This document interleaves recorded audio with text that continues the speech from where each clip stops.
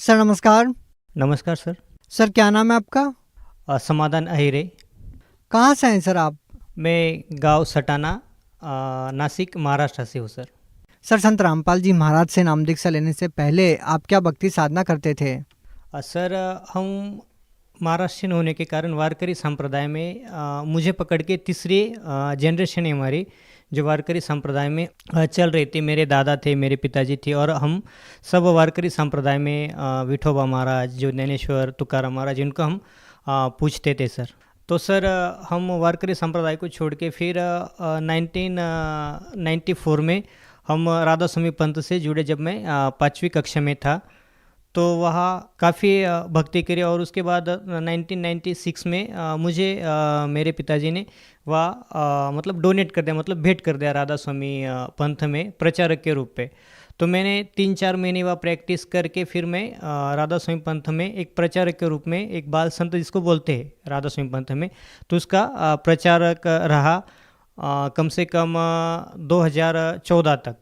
Sir जैसा कि आपने बताया कि पहले आप सभी प्रकार की पूजाएं कर रहे थे, उसके बाद आपके पिताजी ने राधा स्वामी पंथ में डोनेट कर दिया, उसके बाद आप राधा स्वामी पंथ के प्रचारक के रूप में काम करने लगे। तो सर हम आपसे जानना चाहेंगे, राधा स्वामी पंथ में आप एक प्रचारक के रूप में, एक तरह से कहें तो आप एक संत की पदवी प्राप्त किए हुए थे, आप एक प्रचारक का काम कर रहे थे।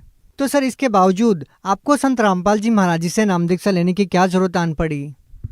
सर, बात ऐसी हुई कि जब हम राधा स्वामी पंथ में थे तो वाणी तो कबीर परमेश्वर की ही गाई जाती थी। जैसे कि बोलते थे कि मनुष्य जन्म दुर्लभ है, मिले न बारंबार, जैसे तरवर से पत्ता टूट गिरे, बहू न लगता डार। तो जो ये क्वेश्चन था मन में, मैं मतलब हर एक सत्संग में ये दोहा दोहराता था कि मनुष्य जन्म आदमी को सिर्फ एक ही बार मिलता है, उसके बाद अलग 84 में जाना ही पड़ता है। जो पाप करेगा उसका पाप का जो फल है वो अलग से, और पुण्य का अलग से मिलेगा। तो ये पता नहीं चलता था कि और कबीर साहिब की जो कई वाणी, उसके अंदर लिखा है कि पृथ्वी पे एक बार एक ही संत आता है, दूसरा उसके बराबर हो नहीं सकता। तो हम कंटिन्यू इसके सर्चिंग में थे कि अगर ऐसा है तो फिर दूसरा और भी तो कोई संत होगा। तो उसकी सर्चिंग में कंटिन्यूसली थे सर।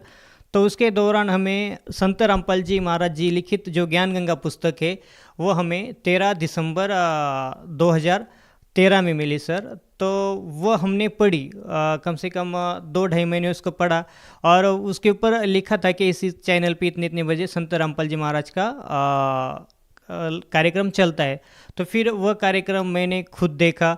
देखने के बाद जब मतलब कुछ शुरू शुरू में उटपटांग सी बातें लगती थी कि जैसे कि कबीर साहब खुद भगवान है, उसके बराबर कबीर साहब ने पूरी सृष्टि की रचना करी है, तो ये थोड़े गले उतरते नहीं थे। लेकिन जब धीरे धीरे जैसे जैसे सत्संग में देखता गया, बातें सुनता गया संत रामपाल जी महाराज जी की, तो उसके दौरान मुझे पता चला कि वाकई कबीर साहब पूर्ण परमात्मा है।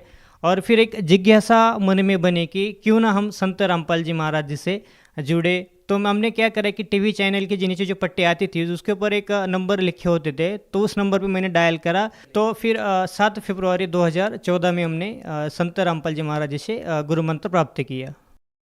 तो सर जैसा कि आपने बताया कि आप पहले राधा स्वामी पंथ के प्रचारक के रूप में काम कर रहे थे और अब आपने संत रामपाल जी महाराज जी से नाम दीक्षा ले ली है, तो सर हम आपसे ये जानना चाहेंगे कि आपको संत रामपाल जी महाराज जी के ज्ञान में व राधा स्वामी पंथ के ज्ञान में क्या भिन्नता नजर आई?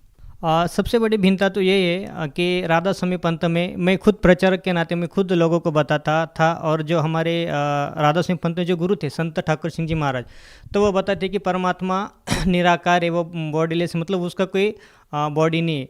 और संत रामपाल जी बताते हैं कि परमात्मा साकार है, वह सशरीर है, मनुष्य सदृश है। और जो हिंदू धर्म के जो ऑथेंटिक्स ग्रंथ है उसके अंदर लिखा गया है कि परमात्मा सशरीर है, वो एक मनुष्य जैसा है।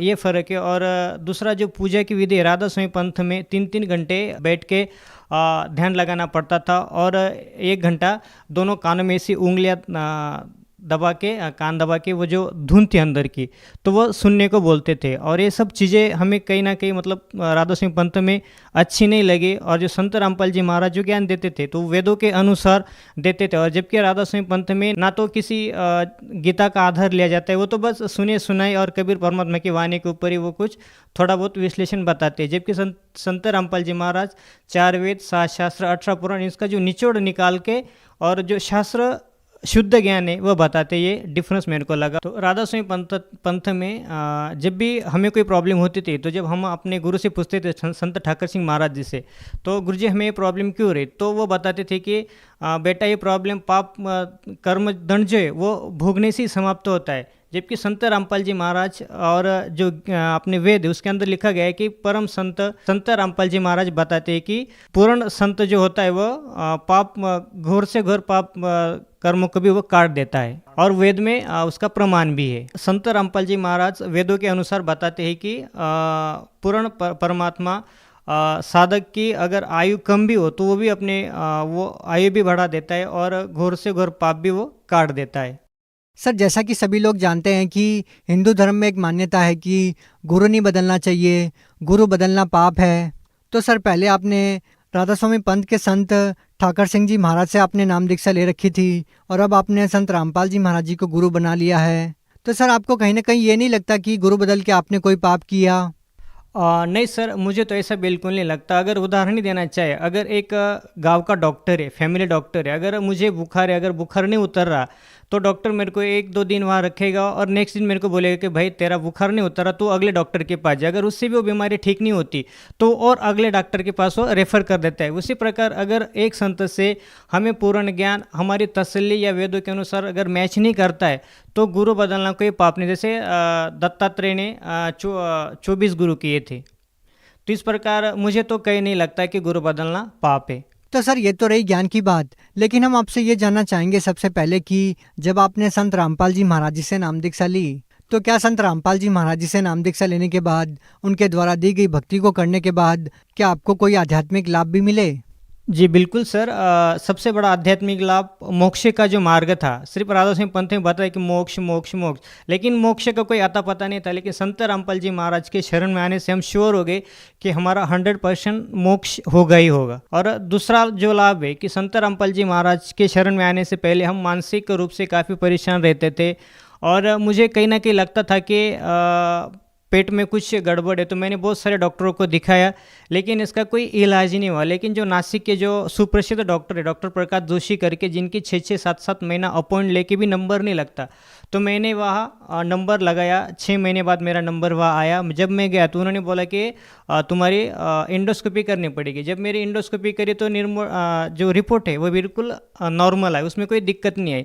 फिर हमारे डॉक्टर बोले कि आपको जो मानस रोग तज्ञ है तो उनके पास आपको ले चलना चाहिए। तो फिर उसी दिन वो मेरे को उस डॉक्टर मूले करके है, तो उनके पास भी लेके गए। तो मैंने कम से कम 6-7 महीने वो मानसिक रूप की जो दवाइयाँ होती है तो वो भी मैंने खाई, लेकिन वहाँ कोई किसी प्रकार का मेरे को लाभ नहीं हुआ। लेकिन जब मैंने संत रामपाल जी महाराज की शरण ग्रहण करी तो सभी जो दुख, जो व्याधि थी, जो बीमारियाँ थी, वो परमात्मा की संत रामपाल जी महाराज जी की दया से सब नष्ट हो गई। सर, मैं आज पूरी तरह स्वस्थ हूँ और किसी प्रकार का कोई शारीरिक कष्ट नहीं है। तो और सबसे बड़ा एक लाभ, आर्थिक लाभ ऐसा हुआ सर जी कि जो मल्टीनेशनल कंपनी वाईके लैबोरेटरीज करके, तो उसके लिए लोग BSc एग्री करके जो स्टूडेंट है, जो लोग हैं, तो वो तरसते उस जॉब के लिए। संत रामपाल जी महाराज की दया से मुझे आज मैं रीजनल सेल्स मैनेजर के महाराष्ट्र के पद पे उच्च, तो मेरे को कंपनी सारे फैसिलिटीज़, अच्छी तनख्वाह दे रही। और जब मेरे को कोई देखता है, जब मैं किसी के साथ डील करता हूँ, तो सामने वाला मेरे को देख के हक्का बक्का रहता है कि यार तेरे को इतनी बड़ी पहुँच कैसी क्या मिल गई। ये बस संत रामपाल जी महाराज जी की दया है। जिस जॉब के लिए लोग अच्छे पढ़ाइयाँ करके, अच्छे डिग्री करके 3-3 4-4 साल भटकते, लेकिन मैंने बस एक दिन मन ही मन प्रार्थना की कि हे भगवान, मेरी भी एक हे गुरुदेव, मेरी भी एक प्रार्थना है कि मैं भी एक बार नौकरी में ट्राई करके देखूं। तो बस ऐसे ही एप्लीकेशन किया और संत रामपाल जी महाराज जी की दया से वो मेरा एप्लीकेशन पास हो गया और मैं महाराष्ट्र का पूरा कृषि का पूरा काम आज मैं देख रहा हूँ।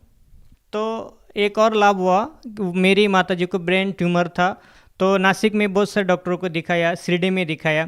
तो उसके बाद हमें धुलिया देखा। जब धुलिया वाले ने हमें सीधा पुणे हॉस्पिटल, पुणे हमें रेफ़र कर दिया। जब माता जी को ले के हम वहाँ गए तो डॉक्टर ने सीधा जवाब दे दिया कि भाई अगर इसका हम ब्रेन का ऑपरेशन करते तो एक तो डेड हो सकती है, या तो उसको पैरालिसिस हो सकता है, या फिर उसकी जीवा वगैरह, मतलब उसका कोई ना कोई एक अंग तो खराब होना ही होना है।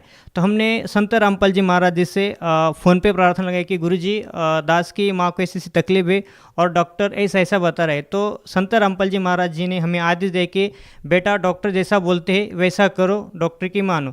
तो हमने डॉक्टर को बताया कि डॉक्टर हम श्योर है। तो डॉक्टर ने बोला कि इसको कम से कम 6-7 लाख रुपया तो खर्चा आना ही आना है और पेशेंट की कोई गारंटी नहीं है। तो हमने परमात्मा की जोत जलाई संत रामपाल जी महाराज जी के फ़ोटो के आगे और हमने कहा गुरु जी बस आपकी बेटी है, आप ही देखना।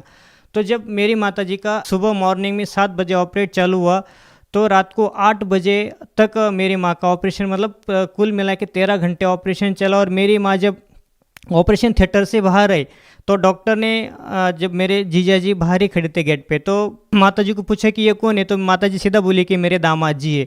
तो ये सबसे बड़ा लाभ हुआ। और जब माँ थोड़ी थोड़ी बोलने लगी 1-1.5 महीने बाद, तो माँ ने हमें खुद बताया कि संत रामपाल जी महाराज मेरे सिराने खड़े रहे और मेरा एक हाथ दबा के रखा और कहा बेटी मैं तेरे साथ हूँ, तू डर मत। तो आज संत रामपाल जी महाराज के दया से हम अपनी माँ को अपनी आँखों से देखते हैं तो काफ़ी खुशी होती है और एक लगता है कि आज भी संतों रूप में भगवान इस पृथ्वी पे मौजूद है और इतने बड़े बड़े लाभ दे सकता है। संत रामपाल जी महाराज के अलावा और किसी संत के पास हमें ये चीज़ें नहीं मिली कि जो संत रामपाल जी महाराज हमें मुफ्त में दे दी। सर, जैसा कि आपने बताया कि पहले आप राधा स्वामी पंथ में एक प्रचारक के रूप में काम कर रहे थे, उसके बावजूद भी आपको कोई विशेष लाभ नहीं मिला, और उसके बाद जब आपने संत रामपाल जी महाराज जी से नाम दीक्षा ली तो आपको बहुत सारे लाभ मिले। तो सर, हम आपसे ये जानना चाहेंगे कि आज भी जो लोग राधा स्वामी पंथ में जुड़े हुए हैं उन लोगों को आप क्या संदेश देना चाहेंगे, क्या कहना चाहेंगे? हाँ, तो मैं सभी राधा स्वामी पंथ के सभी भाई बहनों से प्रार्थना करता हूँ कि मैं खुद एक राधा स्वामी का प्रचारक रहा हूँ, खुद संत ठाकुर सिंह महाराज की गोद में खिला हूँ, उनके साथ मैंने मतलब सब चीज़ें उनके साथ मैंने शेयर करी है। तो जब मैं कम से कम 16-17 साल उनके पंथ में रह के मुझे किसी प्रकार का कोई लाभ नहीं मिला, तो भाइयों आपको क्या लाभ हो सकता है? तो आओ संत रामपाल जी महाराज जी से नाम दीक्षा लेके अपना जो अनमोल जीवन है उसको सुधारो। और साक्षात भगवान के रूप में संत रामपाल जी महाराज अभी प्राइम टाइम पृथ्वी पे आए हुए हैं, तो आओ उनसे नाम दीक्षा ग्रहण करो और अपना जीवन सफल करो। सर, जो व्यक्ति संत रामपाल जी महाराज जी से नाम दीक्षा लेना चाहेगा वो उनसे नाम दीक्षा कैसे ले सकता है? संत रामपाल जी महाराज जी के प्रवचन बहुत सारे टीवी चैनलों पे आते हैं, उनके नीचे एक पट्टी चलती है, फ्लैश होती है, उसके नीचे जो नंबर कॉन्टैक्ट नंबर दिए गए उनके ऊपर कॉल करके हर एक डिस्ट्रिक्ट में, चाहे वो महाराष्ट्र हो, गुजरात हो, राजस्थान, मतलब हर एक राज्य के हर एक डिस्ट्रिक्ट में संत रामपाल जी महाराज जी के दया से नामदान सेंटर खुले हुए हैं। आप वहाँ कॉन्टैक्ट करके नाम दीक्षा प्राप्त कर सकते हैं। सर, आप महाराष्ट्र के लोगों को अपनी मराठी भाषा में क्या कहना चाहेंगे? मी सगळ्या भाविक भक्तांना मराठीत एकच प्रार्थना करतोय की मनुष्य जन्म हा परत परत मिळणार नाही आहे। कारण एक तुकाराम महाराजांचं एक अभंग आहे, नको नको मना गुंतू माया जाळी, काल आला जवळी ग्रासावा या, काळाची ही उडी पडेल बा जेव्हा, सोडविना तेव्हा माय बाप। जर काळाची उडी, मग संत तुकाराम महाराजांना काळ या शब्दाची वापरायची काय गरज पडली?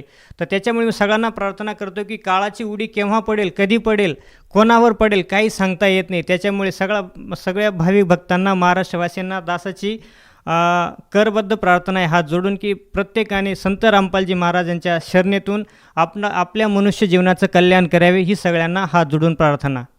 जी, बहुत बहुत धन्यवाद सतसाहेब।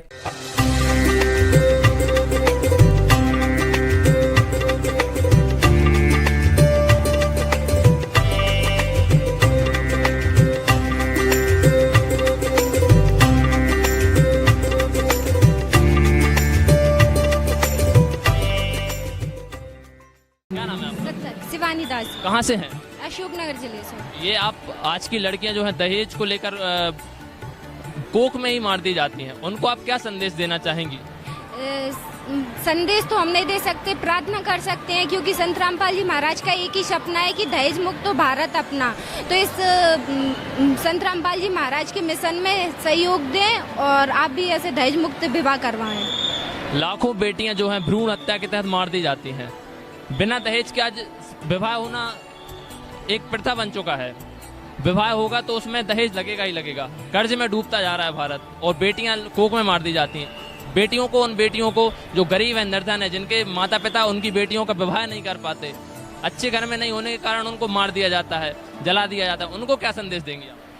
उनसे संदेश तो नहीं दे सकते, उनसे प्रार्थना कर सकते हैं कि जो भी ये दहेज मुक्त विवाह संत रामपाल जी महाराज करवा रहे हैं, ये अपने वेदों के अनुसार करवा रहे हैं और इसमें अपना सहयोग दें। संत रामपाल जी महाराज ने बताया है कि अगर दहेज लेने से अगर कुछ अच्छा होता है तो फिर सब लोग दहेज से ही क्यों अच्छे नहीं होते। आपको ये शिक्षा कहाँ से मिली? संत रामपाल जी महाराज के द्वारा। आपके माता पिता की सहमति से ये शादी की जा रही है? हाँ जी, माता पिता की सहमति से कर। कितनी देर में शादी जो रमैनी जो बोलते हैं संपन्न हो गई? 17 मिनट।